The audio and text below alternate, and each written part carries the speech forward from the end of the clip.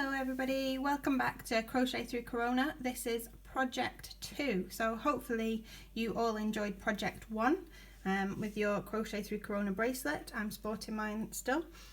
I know they're not the most complicated of products just yet, but hopefully it just helps you feel like you've achieved something after each lesson. I know personally that I like to crack on and see a finished product or end result for something, so if you're anything like me, then hopefully you're enjoying having a little project after each skill. So today we are going to carry on with our single crochet and move on from a small square from our previous lesson and make it into a larger square that you can use as a washcloth, or you can save them and make multiple of them and turn it into a blanket. You could be on your way to your first big project if you are enjoying making the single squares. You could also make a square with each of the stitches that we are going to be learning over the next few weeks and get them all to the same size, and then you could have your own textured blanket quite simply. Or a smaller project, a baby blanket, as always a much quicker working up project, or a cushion cover. So yeah, any of those things. I'm sure you can think of many more uses as well, but that's my suggestions. So this, I'm going to use mine as a washcloth. If you are using the same yarn as me, then this can be washed at 30 degrees in the washing machine. I'd suggest not tumble drying it and just drying it flat somewhere, and then it should be quite hardy because it is cotton, so it should be ideal for a washcloth. I'm going to give it to my son to use as his evening washcloth, and maybe it'll make it a little bit more fun for him, as that is usually battle time. So cracking on, because I'm actually in a race against storage on my phone for this video, we are going to get started. So what you will need for this lesson, or this project, I'm just going to unravel. Whoop. Actually, I am going to swap out this, and I'm going to use the yellow one. Mixing it up. I'd loosen off a load of yarn because you don't want to be pulling against your ball when you're starting, so you're going to loosen it off. It'll make it much easier to keep your tension. You're going to need your crochet hook, a darning needle and some scissors, and we will just crack on. If you watch my daytime videos, hopefully you're realising that this is me being fairly restrained in comparison in terms of twittering, but here I am twittering again. So let's crack on. We're going to do our slip knot. We're going over our finger, pulling it down, and you will need to keep a nice long chain for this, long tail for this, to make sure you can secure your end. We're going to pull our thumb along the yarn and pinch between our finger and thumb, take the yarn over the top and insert our hook, and then simply pull and tighten it up. Take the tension however you feel most comfortable. I like to wrap it around my little finger and then over the top of my index finger, and then we're going to pinch the slip knot so that we can start making our chains. And we are going to need to chain 21. I nearly forgot then what we were doing. I'm going to chain 21. So that is my first chain. Yarn over, pull through. Remember, we don't want to have it too tight that we're struggling to get our hook through, because if you do, your pattern, your washcloth will be narrower at the bottom than at the top. So you equally don't want a really big loop like that, but you want to find a nice medium. There we go. So we've got 1, 2, 3, 4, 5, 6, 7, 8, 9. Keep moving your finger and thumb up as you go so that you're keeping your tension. 10, 11, 12, 13, 14, 15, 16, 17, 18, 19, 20, 21, and that 1 is really important because that is going to be our first turning chain. Now I would advise that you go back and check that you have 21. As you might have seen in my previous video, I hadn't checked and actually I messed up, basically.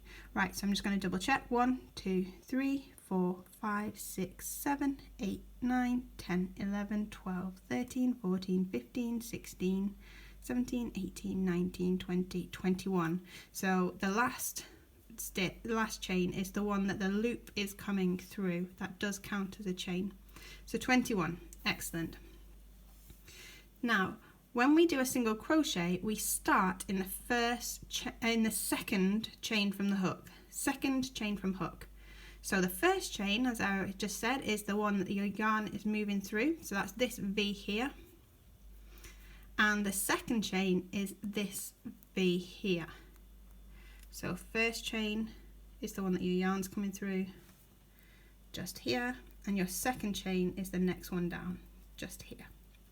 Now your chain is made up of the front and the back, and in the back you've got this spine. Some patterns will ask you to start by crocheting into the spine, so that would be your first spine from hook, and that would be your second. That's only relevant on some patterns, and the easiest way to start is to go into the top of the V. So we're going to go into this space at the top of the V. So insert our hook, yarn over, pull through, yarn over, and we're going through both loops that are on our hook. I'll do that again. So we're going into the top of the V, and then we're going to yarn over, pull our hook through, yarn over, and pull through both loops on the hook. I'll show you in slow one more time. We're going to move our finger and thumb along as we go to the chain that's in front of the one you're working in, so that you're not going to let the gap get too big in your chain. It's going to help with your looking neat at the end. Yarn over and pull through, yarn over, pull through, and then we're going to carry that on all the way to the end. Now I'm not expecting you to keep up with me. I am going to do a little Blue Peter job in a minute, and we're going to skip to the end, so you can work through this at your own pace.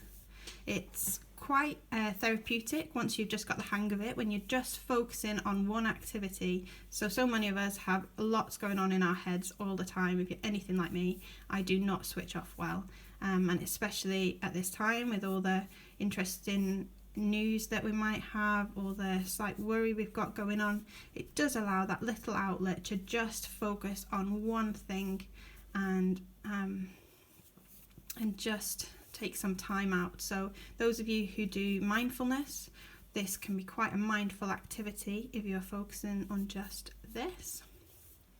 I personally do take some time to just do it on its own. I also really like to chill out with it in an evening as I'm watching the telly. And now I'm getting to the last chain. I'm going to just do the same. Insert hook, yarn over, and pull through. And then we're going to do our turning chain. Don't forget your turning chain. That's just a simple chain, and then we flip our work around. Then we go into the first stitch. It's not the one that your yarn's coming out of, because that's the turning chain.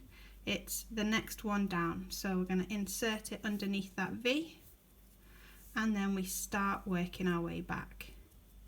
And this time you're going through both parts of the V. So you're putting your yarn hook through both parts of the V. Can you see that there? If I separate that out, we've got both parts of the V on there. Yarn over and pull through.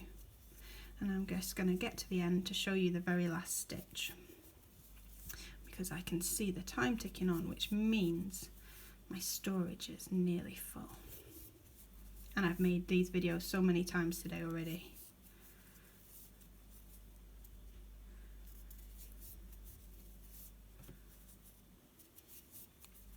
It's very similar to making the chain. You do need to keep a nice tension. You don't want to be pulling your yarn too tight, otherwise you'll make your stitches quite hard to work in when you're coming back along the row.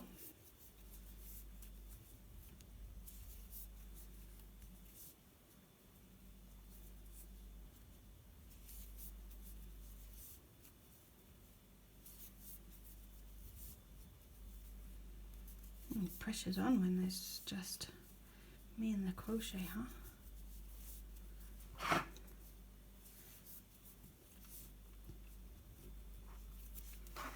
I'm just loosening off some more yarn. I'm really hoping my storage is going to hold out. Okay. Now, this is where you might think you've got to your last stitch, and this is where it's best to just double check how many you've got. So you're just counting the V's. So you've got 1, 2, 3, 4, 5, 6, 7, 8, 9, 10, 11, 12, 13, 14, 15, 16, 17, 18, 19, and you're looking for 20. So this last one is the most fiddly one. You can see the V just there, but it is more fiddly to get onto your hook, and you do need to make sure you are getting both parts of that V like that. So we've got both parts of the V, if you see there. Insert the hook, yarn over, pull through, and then don't forget your turning chain before you flip over and carry on. Now I'm going to skip to one that I prepared earlier, and I'm just going to work on this one for a minute to show you how we finish off. Now as you go, keep checking how many stitches you've got, otherwise you will get these wibbly edges. And when you know when to stop, by folding your piece in half from the corners, and then if they are lining up along